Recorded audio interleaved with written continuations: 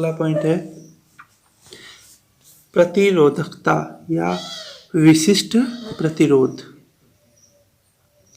ठीक है, तो प्रतिरोधकता की परिभाषा है वो हमने पिछले वीडियो में पढ़ी थी। क्या थी देखो,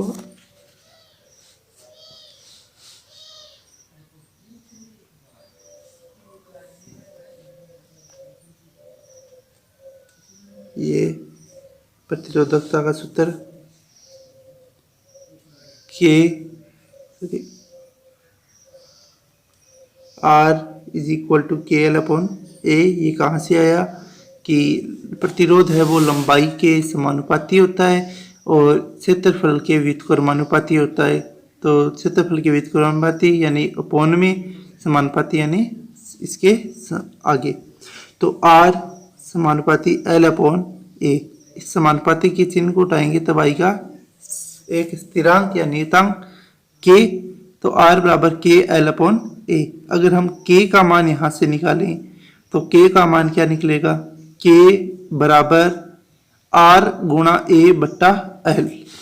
K बराबर R गुणा ए बट्टा एल। तो यहाँ K है वो एक स्थिरांक है जिसे चालक तार का विशिष्ट प्रतिरोध कहते हैं, यानी K को इसको चालक तार का विशिष्ट प्रतिरोध कहा जाता है।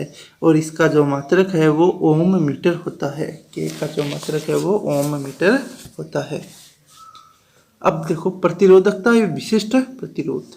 ठीक है, अब देखो ये कोई भी चालक तार है, इस चालक तार की लंबाई दे रखी है 1 मीटर। ये इसका चालक तार का क्षेत्रफल दे रखा है 1 मीटर स्क्वायर। माना एक चालक तार है जिसकी लंबाई व अनुप्रस्थ काट का क्षेत्रफल इकाई है, यानी 1 है। दोनों ही लंबाई भी 1 है और अनुप्रस्थ काट का क्षेत्रफल भी 1 है। ठीक है, तो L लंबाई 1 हो गया मीटर, क्षेत्रफल 1 मीटर स्क्वायर। K का मान निकालेंगे तो K का सूत्र होता है K बराबर R गुणा ए बट्टा एल। ठीक है, तो K बराबर R गुणा ए का मान 1 मीटर बट्टा एल का मान 1 मीटर स्क्वायर। तो K बराबर क्या आ गया, 1 से कट गया ये R बचा, K बराबर R। ठीक है, और K का मात्रक क्या होता है, ओम मीटर। तो परिभाषा क्या बनी देखो, इकाई लंबाई व इकाई अनुप्रस्थ काट के क्षेत्रफल वाले तार का प्रतिरोध ही विशिष्ट प्रतिरोध या प्रतिरोधकता कहलाता है। कि अगर इकाई लंबाई का तार और इकाई अनुप्रस्थ काट के क्षेत्रफल वाला कोई तार हो तो उसका प्रतिरोध ही विशिष्ट प्रतिरोध कहलाता है। क्योंकि यहाँ पर इस सूत्र से क्या पता चला कि इन दोनों का मान तो एक है, ये तो कट गए, तो K बराबर किसकी हो गया, R की। तो K बराबर R है, तो इसलिए प्रतिरोध है वही किसके बराबर है, विशिष्ट प्रतिरोध के। तो इकाई लंबाई व इकाई तार अनुप्रस्थ काट के क्षेत्रफल वाले तार का प्रतिरोध ही विशिष्ट प्रतिरोध या प्रतिरोधकता कहलाता है। ये विशिष्ट प्रतिरोध या प्रतिरोधकता की परिभाषा है वो हो गई। अब अगला पॉइंट देखो,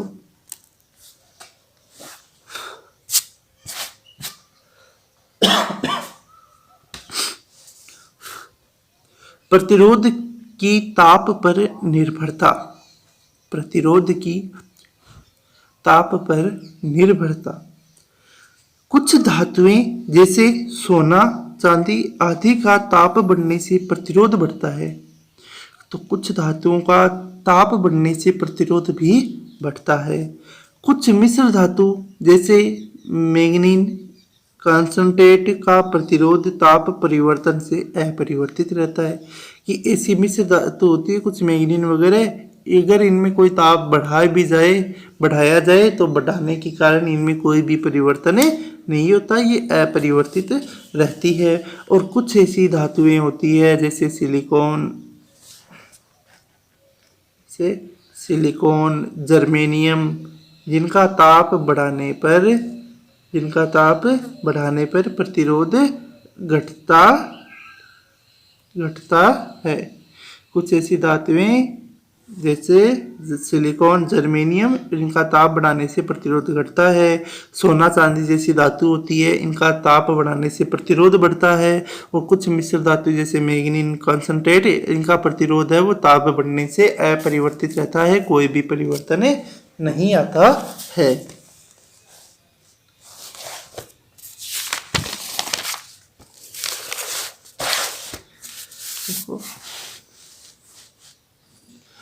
कुछ धातुओं में ताप कम करने पर एक निश्चित ताप पर प्रतिरोध शून्य हो जाता है। इसे अतिचालक पदार्थ कहते हैं। इसे क्या कहते हैं? अतिचालक पदार्थ। अतिचालक पदार्थ किन्हें कहते हैं? कि कुछ धातुओं के अंदर ताप कम करने पर प्रतिरोध का मान शून्य हो जाता है। इन धातुओं को अतिचालक पदार्थ कहते हैं। उदाहरण देखो, पारे का प्रतिरोध 4.2 केल्विन के है, ठीक है, केल्विन ताप पर शून्य हो जाता है। पारे का जो प्रतिरोध है वो 4.2 केल्विन ताप पर इसका मान शून्य हो जाता है। अगला पॉइंट है प्रतिरोध की पदार्थ पर निर्भरता। प्रतिरोध की पदार्थ पर निर्भरता इंपॉर्टेंट है, ये दोनों इनको याद रखना है। तो चालकता की दृष्टि से सबसे ज्यादा प्रतिरोध चालकता है वो किसकी होती है? चांदी की, फिर तांबा, फिर सोना, फिर एल्यूमिनियम। तो सबसे ज्यादा जो चालक पदार्थ है, चालक धातु है, वो होती है जिसके अंदर विद्युत धारा है वो प्रवाहित हो सकती है, वो कौन सी है? चांदी, फिर तांबा, फिर सोना और फिर एल्यूमिनियम। तो सर्वाधिक चालकता की दृष्टि से सर्वाधिक विद्युत धारा कौन सी धातु के अंदर प्रवाहित होती है? चांदी। इसका प्रतिरोध सबसे कम होता है, चांदी का प्रतिरोध सबसे कम होता है, फिर तांबा, फिर सोना और लास्ट में होता है एल्यूमिनियम। तो ये चालकता की दृष्टि से। अब है प्रतिरोध की दृष्टि से क्रम। तो सबसे ज्यादा प्रतिरोध है वो पाए, अब इसका उल्टा हो जाएगा ऊपर वाले का, यानी सबसे अधिक चालकता चांदी की है, यानी सबसे कम प्रतिरोध होता है इसमें। इसके बाद तांबे में चांदी से थोड़ा सा ज्यादा प्रतिरोध, इसमें थोड़ा सा इससे ज्यादा और इसमें सबसे ज्यादा प्रतिरोध। तो अगर प्रतिरोध की दृष्टि से देखेंगे तो सबसे ज्यादा प्रतिरोध है वो एल्यूमिनियम में पाया जाता है, आर यानी प्रतिरोध एल्यूमिनियम, फिर तांबे में, फिर सोने में और फिर चांदी में। तो ये दोनों क्रम हो गए। अगला पॉइंट है प्रतिरोधों का संयोजन। अगला पॉइंट क्या है? प्रतिरोधों का संयोजन। इस संयोजन में पहले तार का दूसरा सिरा, देखो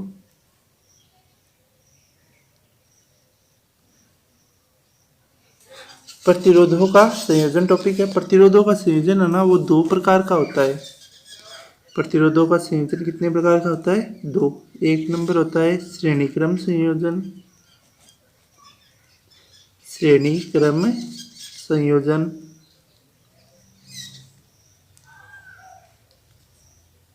और दूसरा होता है समांतर क्रम संयोजन।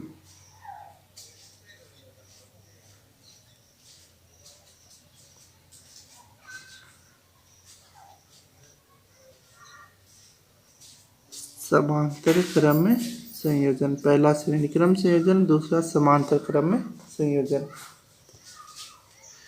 तो एक नंबर जो पहला पॉइंट है श्रेणी क्रम संयोजन, देख लो।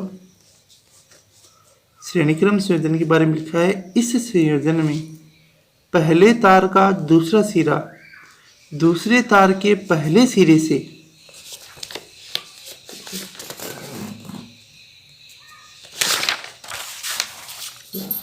क्या लिखा है? इस संयोजन में पहले तार का दूसरा सिरा, यानी एक तार ले लिया, ये रहा, ये इसका प्रतिरोध हो गया, तो ये पहला तार है। तो पहले तार का दूसरा सिरा यानी दूसरा सिरा, ये पहला सिरा है और ये दूसरा सिरा है। दूसरे तार के पहले सिरे से अब यहाँ से एक दूसरा तार ले लिया, ये दूसरा तार है, तो पहले तार का दूसरा सिरा दूसरे तार के पहले सिरे से और दूसरे तार का दूसरा सिरा तीसरे तार के पहले सिरे से। अब ये दूसरा तार था, इसका ये दूसरा सिरा है और ये तीसरा तार है, इस तीसरे तार का ये पहला सिरा है। ठीक है, तो इस प्रकार का जो संयोजन जिसमें पहले तार का दूसरा सिरा दूसरे तार के पहले सिरे से, दूसरे तार का दूसरा सिरा तीसरे तार के पहले सिरे से जोड़ने पर जो संयोजन प्राप्त होता है उसे श्रेणीक्रम संयोजन कहते हैं। इनके प्रतिरोध क्रमशः R1, R2 व R3 है।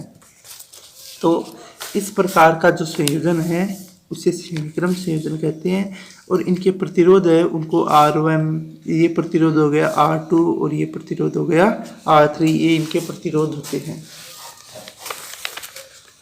श्रेणीक्रम संयोजन में सभी चालक तारों में समान धारा I बहती है परंतु इनके सिरों में उत्पन्न विभवांतर अलग अलग होते हैं।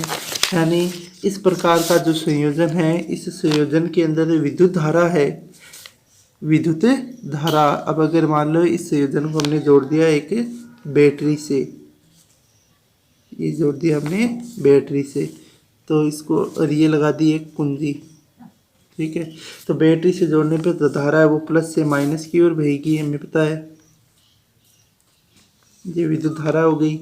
तो इनके अंदर सभी के अंदर एक समान धारा बहेगी, विद्युत धारा, उसका मान क्या होगा I, वो सभी में अंदर एक समान ही बहेगी। अगर 2 एम्पीयर की धारा बह रही है तो सभी में 2 एम्पीयर की बहेगी, अगर 3 एम्पीयर की है तो सभी में 3 एम्पीयर की बहेगी। ठीक है, लेकिन इनके जो सिरे हैं इनके बीच में जो विभवांतर है उसका मान अलग होगा।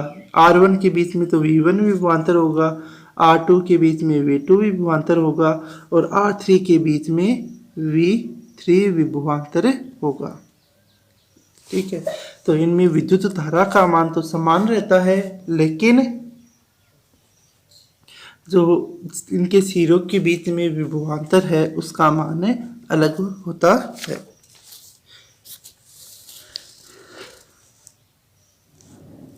माना R1, R2 व R3 में प्रवाहित धारा I है तथा इनके सिरों पर उत्पन्न विभवांतर क्रमशः V1, V2 व V3 है। तो ओम के नियम से R1 के सिरों का विभवांतर IR1, R2 के सिरों का विभवांतर IR2 और R3 के सिरों का विभवांतर IR3। ठीक है, ये कैसे हुआ देखो, ओम का नियम है, ओम के नियम के अनुसार, ओम का नियम क्या है,